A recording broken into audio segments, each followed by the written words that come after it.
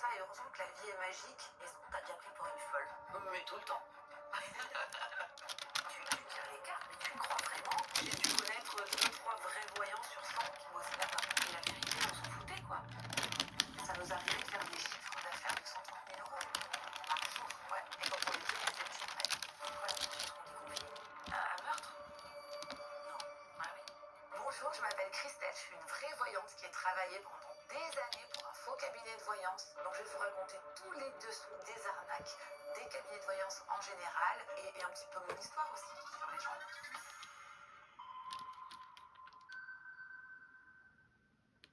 Bonjour à tous, c'est Lola, journaliste pour Légende. Aujourd'hui, on reçoit Christelle, qui est une voyante. Elle a travaillé pour l'une des plus grosses entreprises de voyance en France. Elle va nous raconter l'envers du décor de ce qu'elle a vu, les arnaques, des charlatans, des personnes qui sont seulement motivées par l'argent et qui ne sont pas véritablement des voyants. Et elle vient aussi nous partager ses anecdotes personnelles, ce qu'elle a prédit de plus fou, ce qui lui est arrivé dans sa vie. Merci à tous d'être de plus en plus nombreux à nous suivre. Légende Story, c'est tous les mardis à 11h sur la chaîne YouTube et sur toutes les plateformes de podcast. Et si vous voulez participer à l'émission, il suffit de nous envoyer un mail à contact@legendegroup.fr. On sera très heureux de vous recevoir. Je vous laisse avec la suite de l'émission et moi je repasse derrière la caméra. Bonjour Christelle.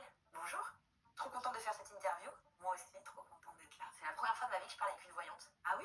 Ouais, je te promets. C'est quoi la première question que tout le monde te pose quand tu parles de ton métier? Souvent, on me dit est-ce que tu peux me donner les numéros du loto alors? Les gens, en fait, ils ont une vision de la voyance qui est un petit peu erronée parce qu'ils pensent qu'une voyante, elle peut changer le destin. Pas du tout, une voyante, elle peut pas changer le destin des gens. Donc, t'imagines bien que si on pouvait donner les numéros du loto, ben, forcément, on changerait le destin des gens. Donc, on n'est pas là pour ça. On est là pour plutôt éclairer le chemin, l'avenir. C'est quoi justement ton métier, si tu devais l'expliquer de manière simple? Mon métier, c'est d'aider les gens d'éclairer, de les éclairer dans leur vie, dans le présent, dans le futur, mais aussi parler du passé, parfois en consultation, quand il y a des choses qui ne sont pas réglées, des choses qui ne sont pas digérées, ben, je les aide aussi à avancer sur leur passé. Qui consulte des voyances en général? On a l'impression que c'est plus des filles, mais est-ce que c'est vrai? Alors c'est plus des femmes, effectivement, c'est en majorité des femmes. Ça parle plus d'amour, beaucoup de gens qui veulent savoir des choses sur leur vie sentimentale, en majeure partie, mais on a aussi des hommes. La moyenne d'âge, ça varie, c'est à tout âge. Des jeunes comme des vieux, comme ma fille qui me demande déjà les cartes, alors qu'elle a 12 ans. Tu peux le faire sur des personnes mineures, la voyance, ou il y a des règles? Ah ben, il faut faire très attention. Bien sûr, tu peux pas dire des choses à un mineur qui sont graves ou qui vont l'inquiéter. Ça serait les mettre en danger. Il faut faire très très attention. Moi, je réponds des questions à ma fille sur est-ce que je vais avoir des bonnes notes, est-ce que je vais avoir un amoureux. On n'aborde pas des sujets... important, quoi. Et alors, on va parler d'une agence de voyance dans laquelle tu as travaillé. Ouais. Pour ceux qui ne connaissent pas, c'est quoi une agence de voyance? Alors, une agence de voyance, c'est un endroit, donc ça se passe souvent par téléphone, en majeure partie, c'est par téléphone, et donc qui réunit plusieurs voyants, soi-disant voyants, et qui les font travailler à la minute, c'est-à-dire que les clients payent les voyants à la minute. Donc, le but du voyant, c'est de le garder le plus longtemps possible, justement pour générer un maximum de chiffre d'affaires possible. Toi, tu faisais quoi là-bas quand tu travaillais? Alors moi, j'étais voyante. Et quand je suis arrivée là-bas, j'étais jeune, j'avais 25 ans. Et quand je suis arrivée là-bas, je croyais, avec ma naïveté, je croyais qu'ils étaient tous voyants. Donc je n'osais pas regarder les collègues de travail dans les yeux, je longeais les murs, parce que je me disais, ils vont voir des choses sur moi et tout ça. Il y en avait même qui consultaient avec des lunettes de soleil. Je me disais, oh là là, alors ils doivent voir de ces choses. Ils sont obligés de mettre des lunettes de soleil. En fait, ça m'a valu une réputation après dans la boîte que j'ai su après de filles pas sympathiques qui disaient bonjour à personne, alors qu'en fait, c'était pas le cas du tout. J'avais juste peur qu'ils voyaient des choses sur moi. Oui, j'avais l'impression, moi, qu'ils étaient tous voyants. Alors, j'ai su par la suite, parce que moi, je faisais vraiment les cartes, tu vois, même par téléphone, je m'appliquais, tu vois. Et ils venaient me voir, ils étaient très intrigués, comme s'ils n'avaient jamais vu de cartes. Je disais, mais vous faites ça sans carte, en fait. Moi, je pensais qu'ils voyaient, tu vois, même sans carte. Et non, ils me disaient, mais tu tires les cartes, mais tu y crois vraiment? Enfin, quelle question, vous faites de la voyance, vous êtes voyant, voilà, ils me demandent même de leur tirer les cartes. Parce qu'ils n'étaient pas voyants en fait. J'ai dû connaître 2-3 vrais voyants sur 100 qui bossaient là-bas. Le reste, c'était que des arnaques, que des commerciaux. Voilà. Mais justement, on va parler de ce scandale énorme après. Il t'est venu d'où ce don? Alors, quand j'étais petite, j'habitais dans une maison, route de Bélé, qui s'appelait la Bergerie. C'était une vieille maison qui avait un siècle. Et même ma mère, qui croit en rien, alors ma mère, il ne faut pas lui parler de la voyance et tout ça. D'ailleurs, bientôt, elle renie sa fille parce que je suis voyante. Dans la maison, elle voyait des choses. Elle voyait des ombres. Un jour, quand j'étais bébé, elle m'avait dans les bras. Elle a vu un rat d'hôtel penché sur sa table de nuit. Pour que ma mère, elle parle de ça, c'est que vraiment, elle avait quelque chose. Cette maison, moi, petite, je ressentais des choses fous dans cette maison. Vraiment. Et donc, de là, je me suis intéressée à la voyance. Après, j'avais aussi ma grand-mère, Mémé Carmen,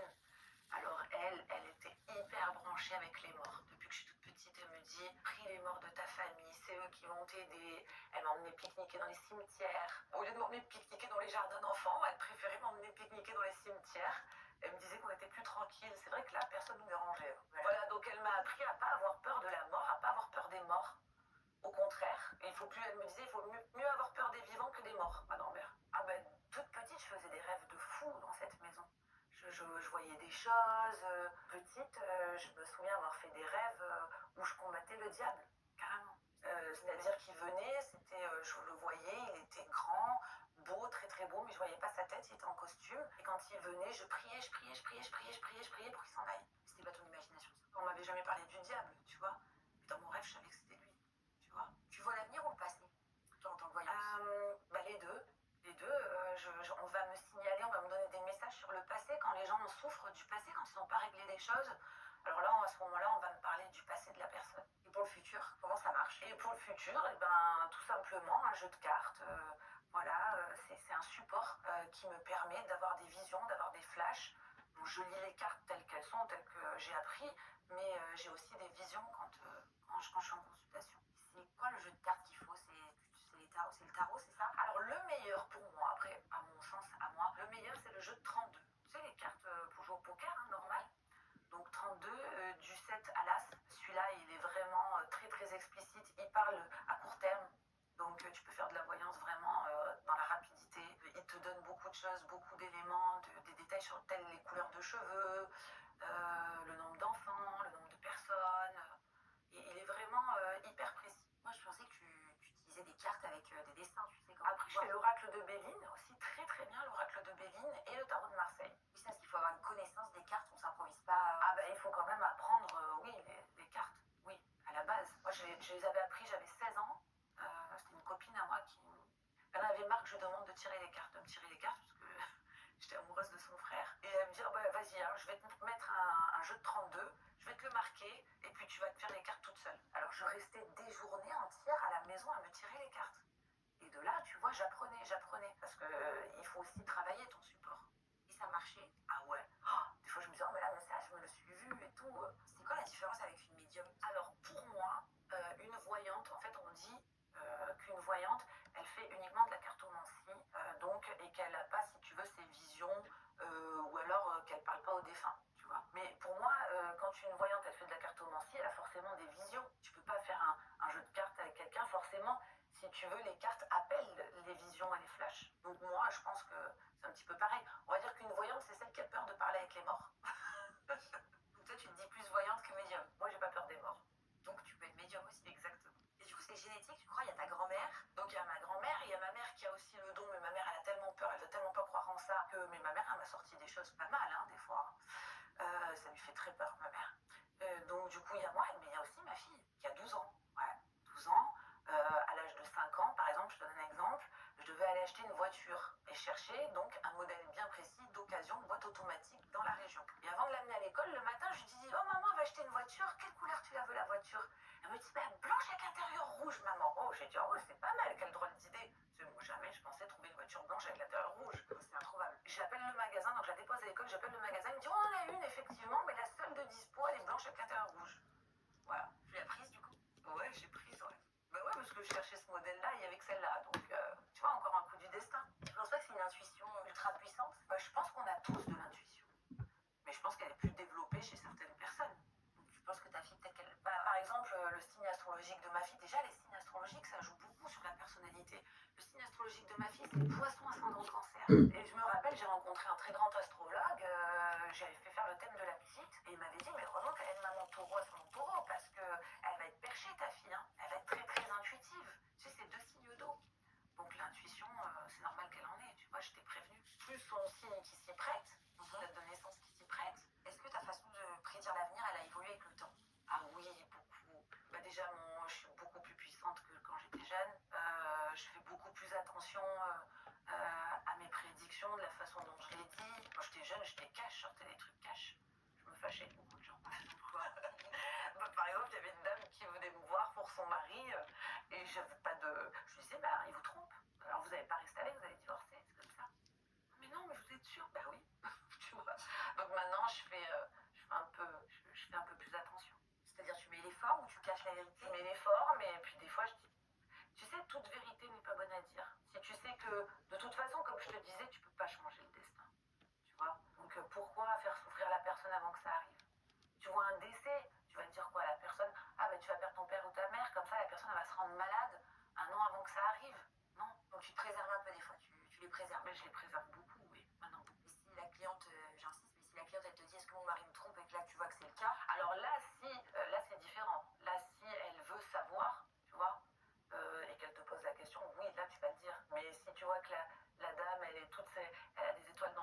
peut-être pas de sa relation d'amour, tu vois, tu vas pas lui dire des choses qui font du mal. Et tu peux sentir des choses sans forcément poser les questions. Oui, bien sûr, bien sûr. Tu peux avoir une personne peut te consulter sur quelque chose, par exemple sur son travail, et puis tu vas partir sur complètement autre chose, tu vois. Ça, avec les cartes, qu'est-ce qui te fait partir comme ça? Les cartes, le support, beaucoup. Les cartes, ouais. Est-ce que toi, tu es capable de prévoir des événements sur ta propre vie? Parce que c'est un don quand même qui a l'air exceptionnel, des fois c'est Ouais. positif, négatif. Oui, mais encore une fois, je peux pas changer les choses. Je te donne un exemple là qui me revient en tête. Je sortais avec mes copines, j'étais jeune, et je rêve qu'on me vole mon portable. Et je dis à toutes mes copines, je leur dis, oh, ce soir on sort les filles, on fait toute attention à mon sac et à mon portable. J'ai rêvé qu'on allait me voler le portable. Et ben c'est pas le portable qu'on m'a volé, c'est le portefeuille. Donc tu vois, même si t'es prévenu, tu peux pas changer les choses. Mais je me demandais même, je me disais, mais à quoi ça sert d'être prévenu finalement, puisque tu peux pas changer les choses. C'est pas un rêve prémonitoire. Un rêve prémonitoire, tout à fait, ça fait partie de la voyance. Ok, je savais pas que c'était lié. Bah oui, les rêves prémonitoires, c'est des choses qui te permettent de dire ce qui va se passer. Donc tu es prévenu du futur à l'avance. C'est pas juste un hasard, un concours de circonstances, de je rêvais de ça et le lendemain ça se passe. Bah, ça peut quand ça arrive qu'une seule fois, mais quand ça t'arrive souvent, tu vois, encore là, il y a 3 jours, je dis à mon copain, je lui dis, oh, je rêve qu'il y a une fille qui te drague au travail, une brune. Il dit, ouais, c'est vrai, c'est la patronne du restaurant d'à côté. Donc tu vois, ouais. C'était vrai. Mais lui, il me l'avait pas dit. Hein. Est-ce que tout ce que tu prédis, ça se réalise?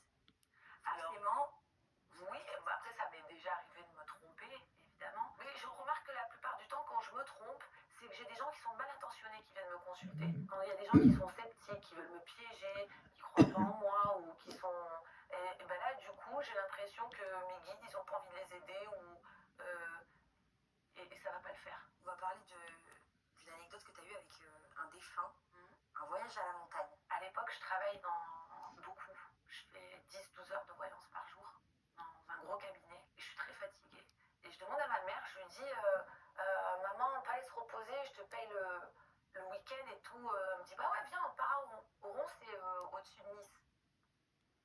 Et donc, nous voilà partis à Oron et tout. On va manger au resto le soir, entre mère et fille, trop sympa. Et la nuit, je commence à rêver, je commence à transpirer et je vois un mec bloqué par une ceinture de sécurité dans une BMW verte, dans un parking. Et il m'appelle comme ça, il me dit Christelle, Christelle, tu me reconnais pas, c'est moi, c'est Didier, c'est moi. Je dis oh, et je prends peur, tu vois, je m'en vais. Je me réveille le matin, je dis maman, je suis sûre qu'il y a un mec qui est mort sur la route dans une BMW verte et qui s'appelait Didier. Elle me dit mais tu vois pas que t'es folle, tu travailles trop, ton boulot il te rend folle. Ma mère, tu vois, elle veut pas du tout croire en ça. Et sur la route, je la fais même, c'était elle qui conduisait à l'époque, je la fais même s'arrêter, tu sais, parce qu'il y a souvent des plaques sur les routes de montagne où il y a des gens, des gens qui ont perdu la vie. Et je regardais tous les prénoms pour voir si je trouvais pas ce fameux Didier. Je trouve rien. Je fais des recherches un petit peu en descendant à la maison. Je trouve rien. Bon, je dis, je dois être folle, ma mère a raison, tu vois. Un mois après, j'avais complètement oublié cette histoire.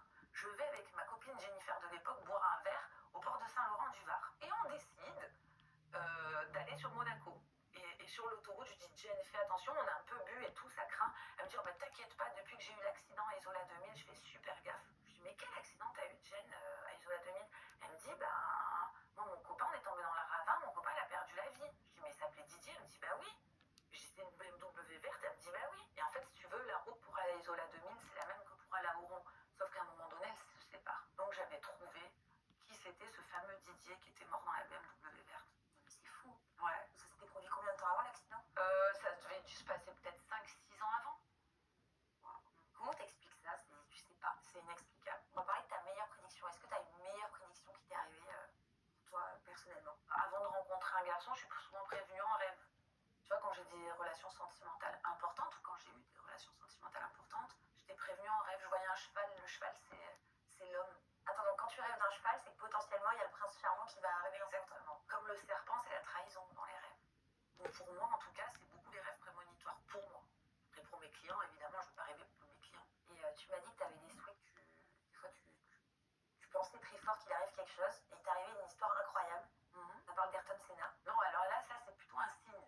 Oui, c'est un signe. C'est plutôt un signe de sa part. Moi, je suis fan d'Ayrton Senna depuis toute jeune. Ayrton Senna, c'est un grand pilote de Formule 1. Et pourquoi je l'aime beaucoup? Parce que moi, j'en ai rien à faire de la Formule 1. Je l'aime beaucoup parce que c'était un monsieur qui était très spirituel. D'ailleurs, c'était le meilleur sous la pluie parce qu'il conduisait à l'intuition. On le prenait pour un fou parce que quand il a gagné le Grand Prix du Brésil, il a dit qu'il sentait Dieu, la présence de Dieu dans la voiture. Ouais, il avait été très critiqué pour... parce qu'en plus, le pauvre, il en parlait, lui, nature, tu vois. Moi, j'adore son aura, j'adore ce personnage, vraiment. Là, je me suis rendue sur le circuit d'Imola, donc là où il est décédé. Je lui demande, je lui dis, oh, vas-y, on est venu jusqu'ici, Ayrton, fais-nous des signes. Et là, on voit un papillon bleu, déjà bleu, tu sais, c'est super rare, ma fille l'a vu aussi. J'aime bien parce qu'elle s'émerveille aussi, tu vois, de tout ça. Il y a un avion à hélice qui passe juste au-dessus de la voiture. Et lui, il était fan, tu sais, d'avions, il faisait des maquettes d'avions. Et j'attendais un signe de sa part, c'est vrai, je pensais beaucoup à lui. Et je trouve une petite chienne dans la rue. Elle était pucée. Le vétérinaire me dit qu'elle s'appelle Bianca, son nom de naissance. Et j'apprends par la suite que Ayrton Senna n'avait pas d'enfant, mais qu'il adorait sa petite nièce qui s'appelait Bianca, tu vois. Donc moi, je l'ai pris un petit peu comme un signe. C'est fou. Pour toi, c'est lui qui t'a fait un signe? Pour moi, ouais, c'est la magie de la vie. Il y a des choses qu'on ne peut pas expliquer, c'est comme ça. Et heureusement que la vie est magique parce que ça nous permet de l'aimer. Il n'y a pas que des horreurs. Il y a aussi de la petite magie parfois. Et t'avais demandé longtemps avant qu'il te fasse un signe? Non, j'ai pas forcément besoin de demander. Il sait. J'ai demandé là-bas, quand j'étais là-bas, c'est comme quand je parle souvent aussi à mon grand-père qui est décédé, je demande de me protéger, tout ça, tu vois. On peut leur parler. Je vous conseille d'ailleurs, pour ceux qui vont regarder cette vidéo, de croire et de demander à vos morts de votre famille parce qu'ils sont vraiment là et ils peuvent vraiment vous apporter beaucoup de choses. Ça fait peur pour certains. Non, ça fait pas peur. Il faut avoir peur des vivants, pas des morts. Hein. Tu vois, par exemple, mon grand-père, je suis sûre qu'il a regretté de ne pas avoir plus s'occuper de moi, de mon vivant. Donc c'est un acte manqué. Donc je pense qu'il s'est beaucoup rattrapé une fois qu'il est décédé. Je pense que ce sont nos anges et qu'il faut arrêter parce que peut-être depuis qu'on est petit, ou les fantômes, ça fait peur. Tu vois, c'est ce qu'on nous inculque depuis qu'on est tout petit. C'est pour ça qu'on a peur de ça. Mais je pense que ceux qui ont peur de ça, ils se privent de beaucoup de choses. Et selon toi, ils existent sous quelle forme? Enfin, ces âmes, elles existent sous quelle forme? L'âme ne meurt pas. Hein. Tu sais, c'est le corps physique. L'énergie, c'est une énergie. L'âme ne meurt pas. L'âme ne meurt jamais. Les scientifiques reconnaissent que l'âme a un poids, quoi, qu'elle fait 21 grammes. Et elle s'envole, tu crois, au ciel? Ouais, elle sort de... Il y a plein de gens qui ont fait des expériences de mort imminente et qui en témoignent et qui racontent tous la même chose. Hein. Toi, c'est quoi ton rapport à la mort? Ça te fait pas peur? Pas du tout. Et tu me disais tout à l'heure en off, toi, tu penses que tout est écrit et qu'on a tous une date de fin un peu programmée? Ma grand-mère, en tout cas, elle me disait que la date de notre mort, elle était écrite depuis la date de notre naissance. Ouais. On croit beaucoup au destin. Ah oui, beaucoup. Il y a des choses qu'on ne peut pas éviter. Le bien comme le mal. Si vous regardez votre vie maintenant, chacun de votre côté, vous pouvez très bien vous rendre compte qu'effectivement, qu'il y a des choses qui sont écrites et qu'on ne peut pas éviter. Comme des rencontres fantastiques. Voilà, il y a des choses qu'on ne peut pas éviter. Tu vois, par exemple, moi, j'ai tout fait pour faire plaisir à ma mère et pour arrêter la voyance. Oui, je veux que tu fasses un boulot normal, je veux que tu sois une fille normale. J'ai tout fait. Et la vie m'a toujours ramené à ça. Tu vois? Et là, c'est ton métier à temps plein. Ah oui. Et j'ai essayé d'en faire d'autres. Hein. Vraiment. On a parlé de ta meilleure prédiction. Quelle a été la pire prédiction? J'en ai eu une marquante où j'ai une amie c'était la femme d'un voyou et elle avait toujours peur que son mari, qu'il lui arrive quelque chose. Ton voyou, voilà. Et un jour, elle m'appelle, elle me dit, s'il te plaît, je suis très angoissée, je me fais beaucoup de soucis, viens me faire les cartes et tout. Et donc, je lui fais les cartes et je lui dis, c'est pas lui qui va avoir un problème, c'est deux jeunes. Elle me dit, ah bon, et tout. Je dis, oh, oui. Bon, ça avait rassuré un petit peu, mais... Et on apprend un an après qu'il y a deux jeunes qui sont assassinés au marché mine. Donc voilà, donc là je dis putain mais comment j'ai fait pour voir un truc comme ça, tu vois. Des fois je m'étonne moi-même. Et t'en as eu d'autres aussi, je crois. Notamment une soirée chez toi. À l'époque j'étais propriétaire de mon appartement avec mes petits sous que j'avais gagnés en voyance, j'avais pu m'acheter un appartement. Et je pouvais pas vivre seule parce que justement moi je sens des présences. Maintenant ça va, mais quand j'étais jeune c'était très difficile pour moi. Donc j'avais loué mon appartement et j'étais retournée vivre chez ma mère. Et là, donc, j'avais loué mon appartement à un ami. Et là, donc, je suis invitée à une soirée qui fait chez moi, dans mon appartement où je suis propriétaire, où il y avait plusieurs filles, plusieurs copines, plusieurs copains. Et il y a une fille qui part en pleurant aux toilettes parce qu'elle est très malheureuse par rapport à sa relation sentimentale. Et donc, il y avait plusieurs filles qui étaient là en train de la consoler. Et là, je lui dis, mais arrête de pleurer. Tu pleures pour ce garçon, mais il t'aime, il va se suicider. Là, gros blanc. Tu nous fais chier avec ta voyance. Je me suis fait foutre dehors de chez moi, de mon propre appartement, hein, pour te dire.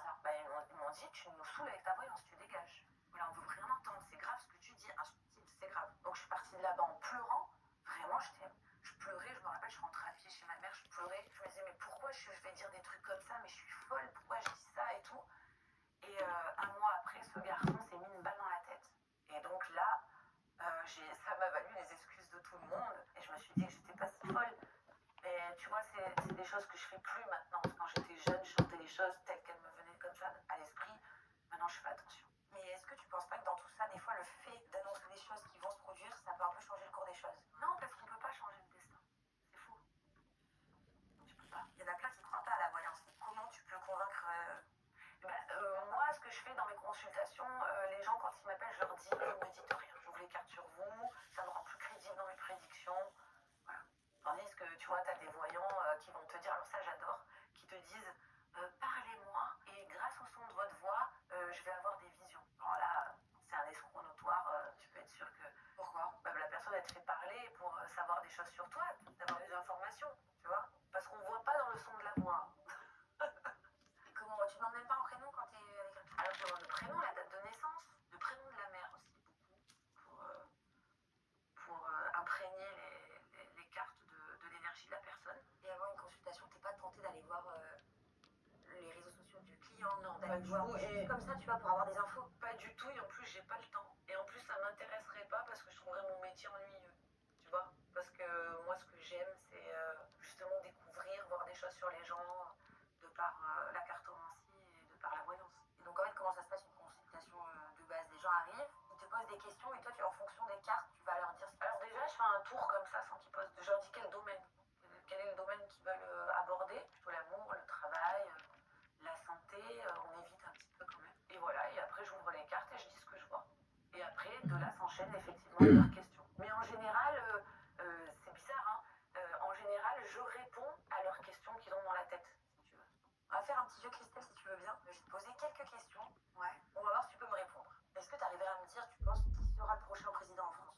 Non, je peux... Là, comme ça, je peux... Je suis pas Nostradamus non plus, tu vois. Mais là, non, je pourrais pas te dire comme ça. Je vois des choses, mais je vois pas tout, et heureusement. Et qu'est-ce que tu vois? Tu penses que ce sera plutôt un homme, une femme? Je pense que ce sera encore problématique. Est-ce que tu penses que YouTube va remplacer la télé? Oui. Mon intuition. Ah oui, complètement. On regarde plus les réseaux sociaux, YouTube et tout ça que... Ah oui, oui, je crois qu'il va y avoir vraiment un changement de vie. Oui, bien sûr, je pense que YouTube va remplacer la télé. Et est-ce que tu penses que ton interview qu'on est en train de faire en ce moment va passer le million de vues là? Je l'espère, mais je pense qu'on va faire beaucoup de vues, oui. Te dire un chiffre exact, je ne peux pas, c'est comme prédire les numéros du loto, mais je pense qu'on va faire beaucoup de vues. Je m'étais fait un tirage avant de venir. C'est vrai? Et c'était pas mal, ouais. Qu'est-ce que tu t'es demandé? Je me suis demandé si ça allait m'apporter, est-ce que ça allait m'apporter du positif de passer dans cette émission ou pas. Oui, ça va m'apporter beaucoup de positif. Et tu peux pas me dire une date précise? Non, ah non, alors les dates, alors là, les clients, ils le savent, hein, tout le temps. Mais tu peux me donner la date? Je peux pas donner la date. Le temps, on le voit pas, le temps. Tu vois, je peux aussi bien te faire des prédictions. Des fois, j'ai des retours de clients qui me disent, ah, ce que tu m'as prédit, c'est arrivé, mais 2 ans après. Il y a des gens qui sont très, très en colère, qui t'appellent un mois après, qui te disent, ah, mais ce que tu m'as dit, n'importe quoi, c'est pas du tout ça qui s'est passé. Et 6 mois, ou peut-être un an après, ben, ça arrive. Des fois, les gens sont pressés, ils veulent que ça se passe tout de suite, tu vois. Et donc, quand tu as des visions, tu peux pas donner de temporalité? Non. C'est comme si t'étais, pour que tu comprennes ce que c'est une vision, c'est comme si t'es dans une voiture en train de conduire et que tu vois un arbre. Et que la personne à côté, elle te dit, dans combien de temps on arrive à l'arbre? Tu vois, tu peux pas savoir la distance entre ta vision et le moment présent.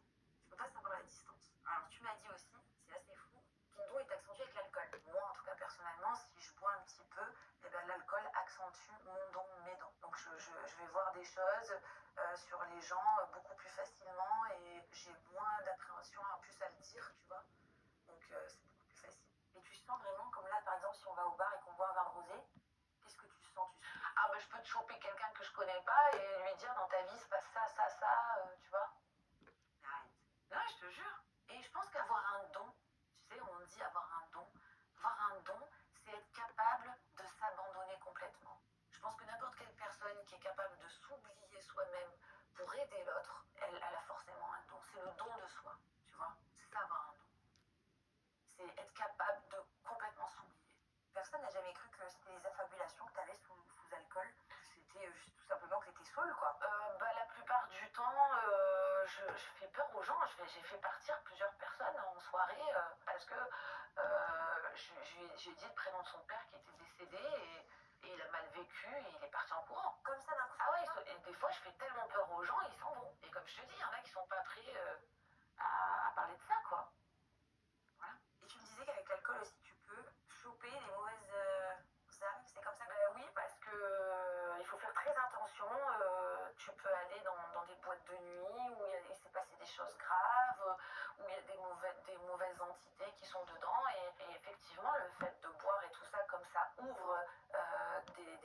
des choses comme ça, et bien de la même façon que toi tu peux recevoir des messages, tu peux aussi recevoir des mauvaises énergies, tu vois. Et comment on se débarrasse si on a chopé des mauvaises énergies? Alors les mauvaises énergies, c'est beaucoup la prière. Et moi je conseille à tout le monde d'aller voir des prêtres. Parce qu'il y a vraiment des prêtres qui sont là pour ça. Prêtres exorcistes, on en voit beaucoup maintenant. Il y en a même qui a écrit un livre. Parce que quand on te jette un sort ou quelque chose comme ça, on fait appel aux forces du mal. Donc qui, mieux qu'un prêtre exorciste, peut combattre les forces du mal? Personne. Justement, on a fait un Légende Live qui sortira en samedi prochainement sur un prêtre exorciste. Antoine, il est parti, il a suivi un prêtre exorciste. C'est impressionnant. Ah oui, Est-ce qu'on t'a déjà pris pour une folle? mais tout le temps. Qu'est-ce que tu leur réponds? J'assume. Je me dis que je drive bien ma vie pour une folle. T'es pas parano des fois avec ce que tu vois, tes flashs, tes visions? Alors, je suis pas parano, mais par contre, on me traite souvent de parano, et au final, je m'aperçois que j'avais raison. Et les gens s'aperçoivent que j'avais raison. Et après, ils reconnaissent que j'avais raison. Mais ça ne pas t'angoisser si par exemple là tu vois un flash hyper négatif sur ta fille ou ton mari ou toi? Non, parce que je pense qu'on a une protection naturelle. On a reçu il y a pas longtemps justement sur les gens de le père Bobla, qui nous a dit que tous ces dons de voyance et tout ce que tu rencontres et ce que tu as, c'est peut-être donné par le Seigneur. Qu'est-ce que tu en penses de ça? C'est quoi ton rapport avec la religion? Moi, je crois beaucoup en Dieu. Dieu, ou on l'appelle comme on veut, je pense qu'on a tous le même Dieu, mais qu'on a plusieurs religions et plusieurs façons de l'aborder. Je pense que oui, c'est vrai, parce que je me dis, je fais tellement de bien aux gens. Donc, pourquoi pas que ça doit venir peut-être de quelque chose de divin, tu vois. Mais après, j'ai parlé à des prêtres exorcistes qui m'ont dit que c'était pas bien du tout mon métier. Ils m'ont dit que c'était l'ésotérisme, il faut pas toucher à ça. Ils me disaient, promets-moi que tu le referas plus. Mais tu vois, je comprends pas, parce que je fais que du bien aux gens, je leur fais pas de mal. Plus touché à quoi? À la voyance. Et est-ce qu'il y a des charlatans dans ce métier? Beaucoup dans tous les gros, déjà les gros cabinets de voyance et tout ça, c'est pour la plupart, c'est des charlatans. Pour les reconnaître, par exemple, quand vous consultez quelqu'un, il faut d'abord lui dire, dis-moi ce que tu vois, toi, sans me connaître, c'est pas moi qui dois te parler, c'est à toi de me parler. Et après, c'est à vous de ressentir si la personne vous capte vraiment ou pas. Tu sais que moi, ça m'est arrivé d'être en consultation, véridique, hein, et de dire des choses aux gens, et les gens me disent, ah mais vous voyez vraiment? Bah ouais, tu m'appelles pour ça, non? Donc ils ont limite tellement l'habitude de consulter avec des gens qui voient rien, même si je leur dis rien, limite ça serait normal, tu vois. Des fois je regarde TikTok, là je vois des filles qui font les cartes, mais c'est l'interprétation de la carte, elle ne correspond même pas à la carte. Donc voilà, donc tu vois, mais après c'est un petit peu tout et n'importe quoi des fois sur les réseaux. Alors justement, en parlant d'arnaque, toi tu as travaillé pendant 10 ans pour une des plus grosses agences de voyance françaises. Comment ça se passe quand tu arrives là-bas? Toi au début, tu arrives en tant que jeune voyante. Ouais, naïve. Donc j'arrive là-bas, je pense que tous les voyants voient. Donc je pense qu'ils vont me voir. Donc je longe les murs, je dis bonjour à personne. Voilà, et puis je fais mon job, et après j'apprends qu'en fait non, ils sont pas tous voyants et que j'étais ridicule de penser ça. Comment ça, ils étaient pas tous voyants? Il y en a qui voyaient rien du tout. Ils étaient là juste pour gagner de l'argent et C'était pas leur métier? non, pas du tout. Enfin, un métier, est-ce qu'on peut parler d'un métier? Mais c'était même des gens qui croyaient pas en la voyance, tu vois. Ça me mettait hors de moi. Donc ils se foutaient de ma gueule parce que je tirais les cartes. Comment ça? Ah mais ils se foutaient de ma gueule au début quand je suis arrivée avec les cartes et tout. Ils m'ont dit, ah, mais tu tires vraiment les cartes, ils croient vraiment et tout. Ils se moquaient de moi. Impossible, c'était censé être une agence de voyance. Bah ouais. T'étais la seule quasiment avec tes cartes. Après, les patrons, ils ont forcé les autres voyants à prendre un support. Donc du coup, j'ai eu gain de cause, j'étais contente. Ah bah vous vous moquez de moi, là maintenant vous êtes tous obligés d'apprendre les cartes. Des fois, on manquait de voyants, ils prenaient le mec du snack qui faisait des saucisses. Pour faire voyant? Pour faire voyant. Ouais. Non. Ah ouais. On me voyait, moi, arriver avec ma belle bagnole, j'étais jeune. Tout le monde savait que tu gagnais super bien ta vie en faisant voyant. Donc ils voulaient tous le faire. Qu'est-ce qui te surprend le plus quand t'arrives là-bas? Qu'est-ce qui me surprend le plus? C'est les salaires exorbitants qu'on peut se faire. Ça va de 1000 pour ceux qui sont payés au SMIC, qui n'ont pas de com. Ça peut aller jusqu'à 20 000 euros. Tu as un fixe, et après tu as une com par rapport à ton chiffre d'affaires. Le chiffre d'affaires, tu le fais en fonction de tes consultations. Le but du jeu, donc tu es payé à la minute, et c'est de garder les gens le plus longtemps au téléphone. Pour qu'on se rende bien compte, pour imaginer, c'est quoi? C'est un open space avec comme une centrale d'appel? C'est ça, c'est une centrale d'appel où il y a un grand standard, et autour il y a plein de petits bureaux avec plein de médiums. Et moi, ce qui me choquait le plus, c'est des fois j'entendais, j'essaie de traîner mes oreilles, et j'entendais des consultations. Il y en a une qui m'avait marqué. Il avait pris beaucoup d'argent pour lui dire que si elle mettait 2 pots de yaourt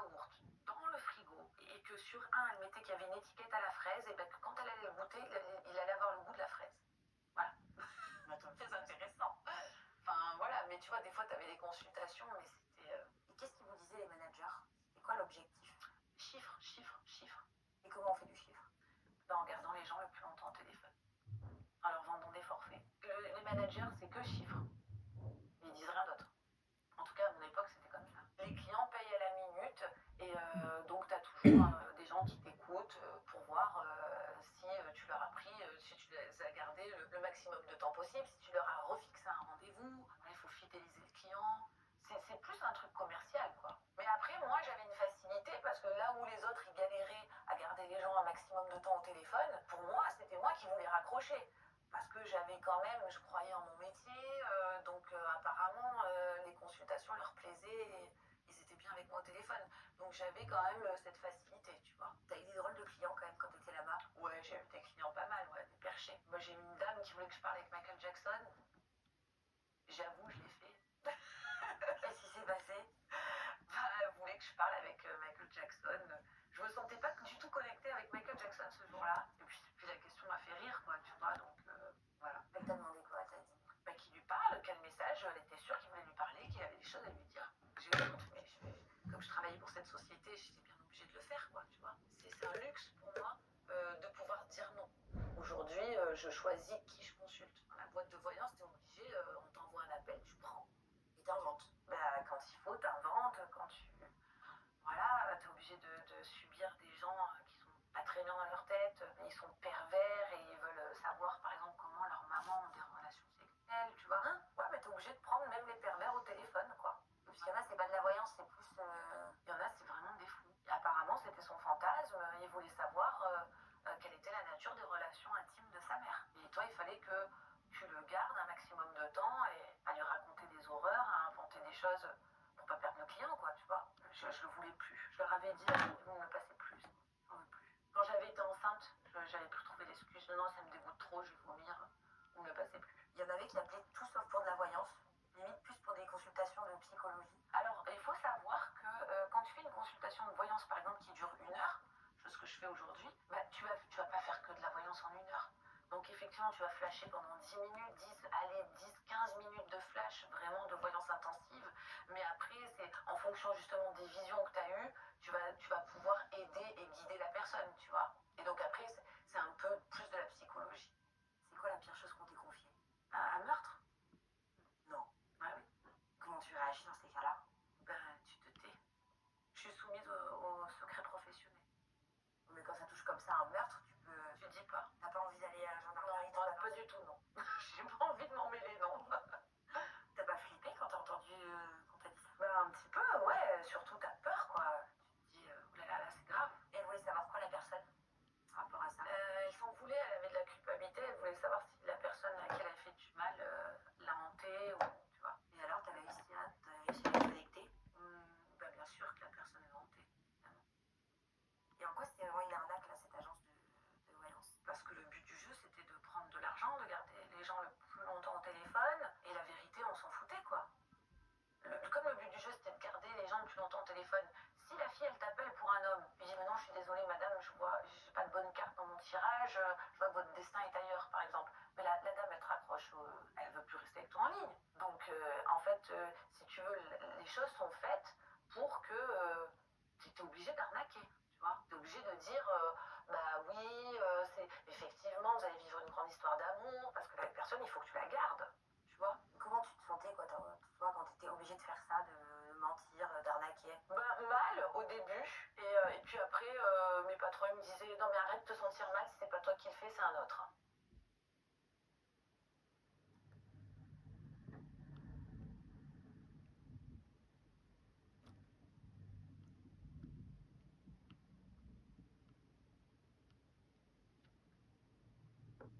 Ah, désolée, j'ai un bug sur la vidéo.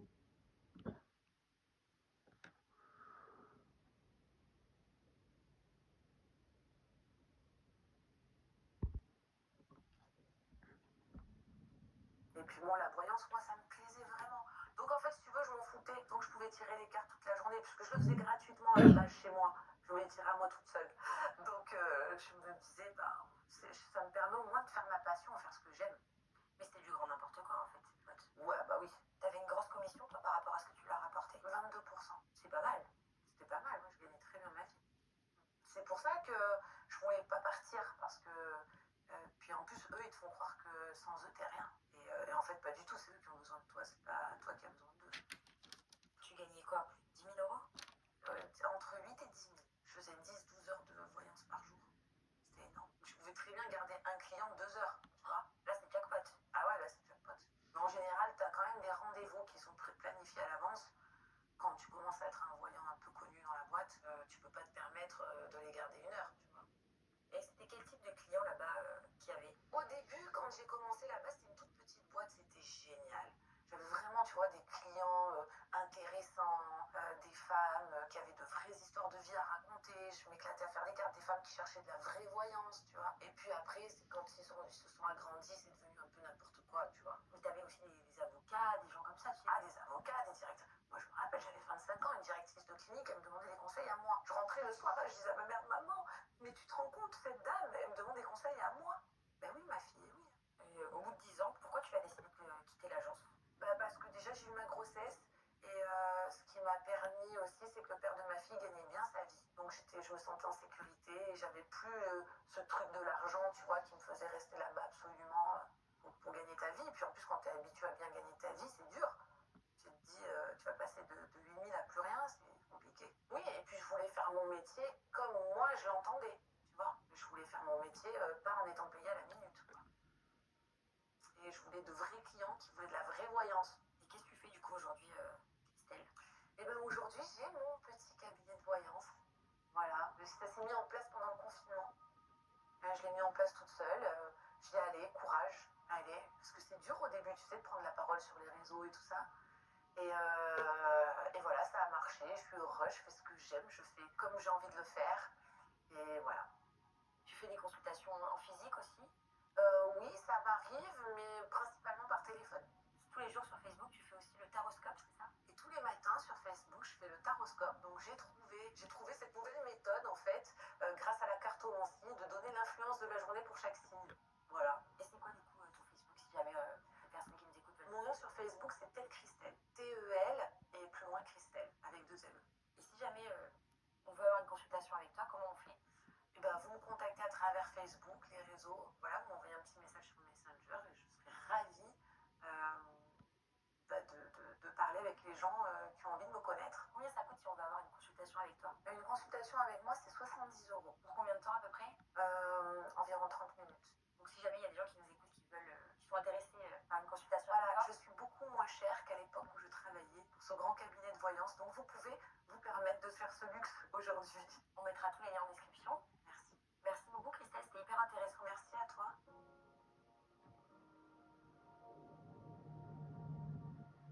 Et merci à vous d'avoir regardé ma vidéo.